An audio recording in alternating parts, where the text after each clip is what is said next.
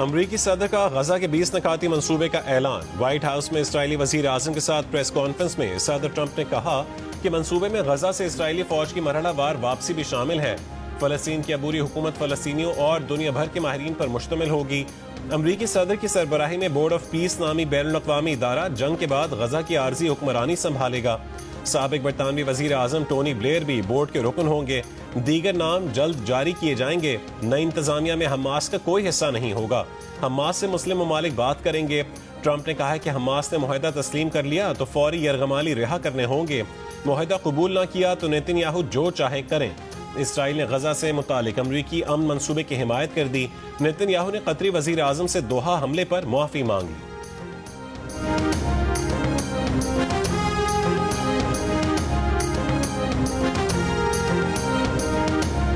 The Prime Minister and the Field Marshal of Pakistan, they were with us right from the beginning, incredible. In fact, they just put out a statement that they fully believe in this pact. It just came out just as I was walking around. They said, "Sir, you have a big notice from the Prime Minister of Pakistan and from the Field Marshal that they back this 100%."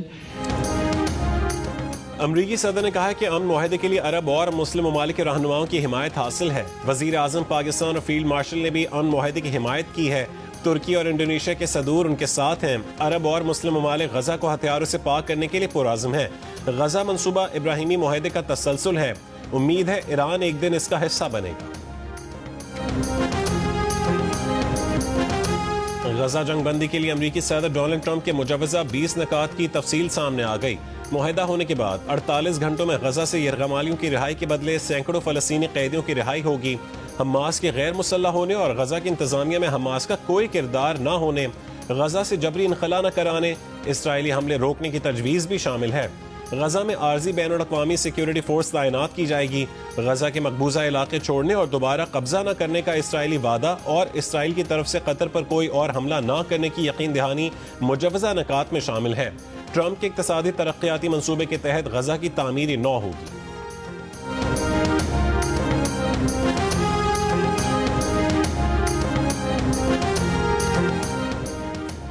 Pakistan, سعودی عرب، قطر، ترکی، امارات، اردن، مصر اور Indonesia کا صدر Trump کی امن قائم کرنے کی صلاحیت پر اعتماد کا اظہار۔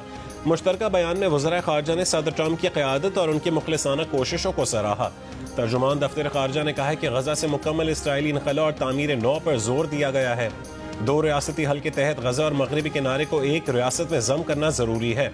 بین الاقوامی قانون کے مطابق فلسطینی ریاستی خطے میں پائیدار امن و استحکام کی ضامن ہے۔ برطانیہ، اٹلی، فرانسیسی صدر اور فلسطین اتھارٹی کا بھی امریکی امن منصوبے کا خیر مقدم۔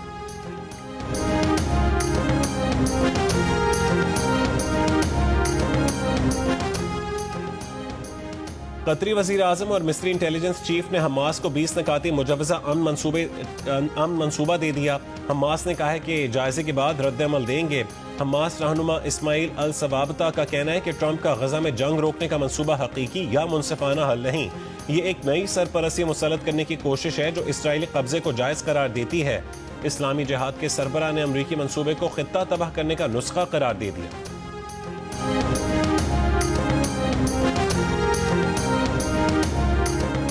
اسرائیلی وزیر اعظم نے کہا ہے کہ حماس نے منصوبہ رد کیا تو اسرائیل اپنا کام مکمل کرے گا۔ منصوبہ جنگ کے خاتمے سے متعلق اسرائیل کے اصولوں سے مطابقت رکھتا ہے۔ معاہدہ یقینی بنائے گا کہ غزہ اسرائیل کے لیے کبھی خطرہ نہیں بنے گا۔ اقوام متحدہ کی سلامتی کونسل میں پاکستان نے امریکہ کے صدر ڈونلڈ ٹرمپ کے غزہ منصوبے کو امن کے لیے نادر موقع قرار دے دیا۔ مشرق وسطیٰ سے متعلق اجلاس سے خطاب کرتے ہوئے اقوام متحدہ میں پاکستان کے مستقل مندوب عاصم افتخار نے کہا ہے کہ غزہ میں نئی سفارتی راہیں بھی کھل رہی ہیں۔ پاکستان اس مشاورتی عمل میں فعال طور پر شریک رہے گا۔ خبردار کیا کہ اسرائیل کا E1 بستی منصوبہ دو ریاستی حل پر براہ راست حملہ ہے۔ مشرقی مقبوضہ بیت المقدس کو فلسطین سے کاٹنے اور مغربی کنارے کی جغرافیائی وحدت کو ختم کرنے کی یہ کوشش بین الاقوامی قانون کی خلاف ورزی ہے۔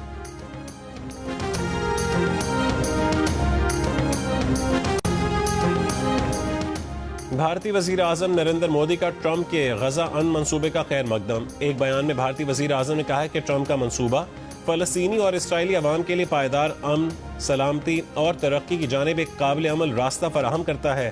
امید ہے تنازع کے خاتمے اور امن کے لیے تمام متعلقہ فریق صدر ٹرمپ کے اس اقدام کی حمایت کریں گے۔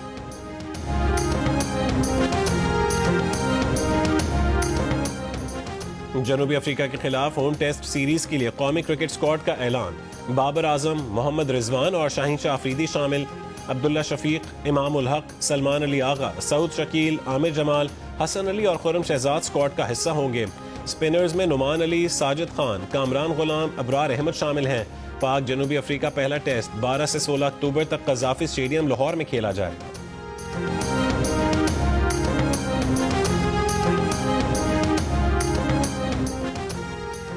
پاکستان کرکٹ بورڈ نے غیر ملکی لیگز کے لیے قومی کھلاڑیوں کے این او سی معطل کر دیے۔ پی سی بی نے بابر اعظم، شاہین آفریدی، محمد رضوان اور فہیم اشرف کو بگ بیش کا این او سی جاری کیا تھا۔ این او سی معطلی کی وجہ سے پاکستان کے ٹاپ کرکٹرز متاثر ہوں گے۔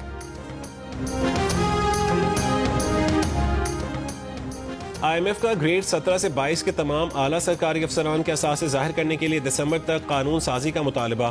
Governance and corruption diagnostic assessment report مقررہ مدت 30 ستمبر کے اندر شائع کرنے پر بھی زور۔ جنگ ود دا نیوز میں شائع رپورٹ کے مطابق پاکستان کے دورے پر آئے آئی ایم ایف وفد نے مطالبہ کیا ہے کہ گورنمنٹ سرونٹس کنڈکٹ رولز میں ایسی ترامیم کی جائیں جن کے ذریعے بدعنوانی میں ملوث افسران کے خلاف کارروائی ممکن ہو سکے۔ وزیر خزانہ کی آئی ایم ایف جائزہ مشن سے ملاقات۔ سیلاب سے متاثرہ علاقوں کے لیے وزیر اعظم ریلیف پیکج کی اجازت دینے کی درخواست۔ آئی ایم ایف نے کہا ہے کہ پہلے نقصان اور ضرورت کا اندازہ تیار کیا جائے۔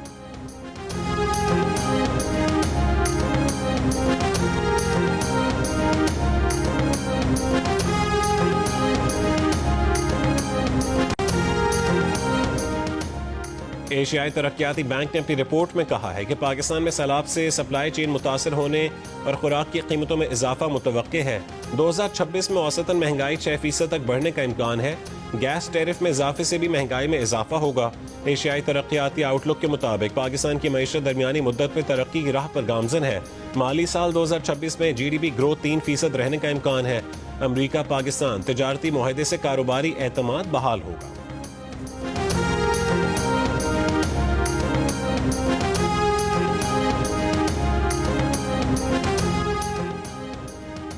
سیلاب متاثرین کے نقصانات کا ازالہ کرنے کے لیے پنجاب میں سروے۔ انسانی جانوں، مویشیوں، مکانات اور فصلوں کے نقصانات کی تفصیل جمع کی جا رہی ہے۔ مشترکہ ٹیموں میں پاک فوج، ریونیو، زراعت اور لائف سٹاک کے نمائندے شامل ہیں۔ سروے مکمل ہونے پر حکومت کی طرف سے متاثرین کو امدادی پیکج دیا جائے گا۔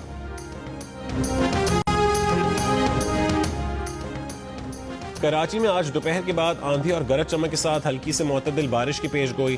محکمہ موسمیات کا کہنا ہے کہ بھارتی گجرات پر موجود ہوا کا کم دباؤ کل تک شمالی بحیرہ عرب میں داخل ہو سکتا ہے، جس سے سمندر میں طوفانی ہو سکتی ہے۔ کراچی، ٹھٹہ، بدین، سجاول، تھر پارکر اور مٹھی عمر کوٹ میں اس سسٹم کے زیر اثر آج اور کل بارش کا امکان ہے۔ گزشتہ شب ٹنڈو الیار، سانگھڑ، سجاول، ماتلی، ٹنڈو آدم اور ٹنڈو محمد خان میں بھی بارش ہوئی۔ شیخوپورہ کی ناروال روڈ پر مبینہ مقابلے میں 5 ملزمان ہلاک۔ سی سی ڈی کے مطابق ڈاکو نے 2 روز قبل ڈکیتی کے دوران خاتون کو قتل کیا تھا۔ آج ٹیکس ریٹرن جمع کروانے کی آخری تاریخ ہے۔ ترجمان ایف بی آر کا کہنا ہے کہ تاریخ میں توسیع کی خبریں بے بنیاد اور گمراہ کن ہیں۔ انکم ٹیکس ریٹرن جمع کروانے کی تاریخ میں کوئی توسیع نہیں کی جا رہی۔ مقررہ تاریخ تک ریٹرن جمع نہ کروانے کے نتائج ہوں گے۔ کہا زیادہ تر ٹیکس دہندگان سیلاب سے متاثر نہیں ہوئے، ان کے پاس کافی وقت تھا۔ ترجمان کا مزید کہنا ہے کہ I R I S system کی سست روی کے دعوے غلط ہیں۔ پلیٹ فارم مکمل فعال ہے۔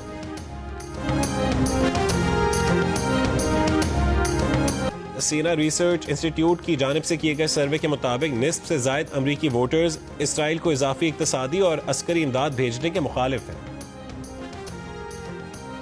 اور آئی سی سی ویمن ورلڈ کپ کا آغاز آج ہوگا۔ افتتاحی میچ بھارت اور سری لنکا کے درمیان گوہاٹی میں کھیلا جائے گا۔ بھارت اور سری لنکا ورلڈ کپ کے مشترکہ میزبان ہیں۔ پاکستان اپنے تمام میچز کولمبو میں کھیلے گا۔